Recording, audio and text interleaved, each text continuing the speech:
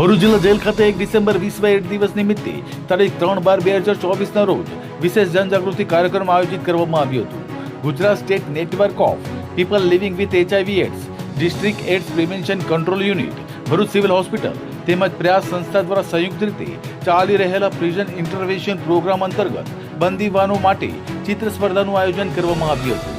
આ કાર્યક્રમમાં જેલ અધિક્ષક NP Rathod, jailer LM Algotar, Prayas સંસ્થાના આશિષ બારોટ, પ્રિઝન્સ ઇન્ટરવેન્શન પ્રોગ્રામના project coordinator Ratnaben Patil, ICTC counsellor Hirabhai, lab technician Payalben, TB HIV counsellor Kamlesh Patel, STS ભરૂચના રવિન્દ્ર પ્રાકલ અને BDNP માંથી સતીશભાઈ મિસ્ત્રી ઉપસ્થિત રહ્યા હતા।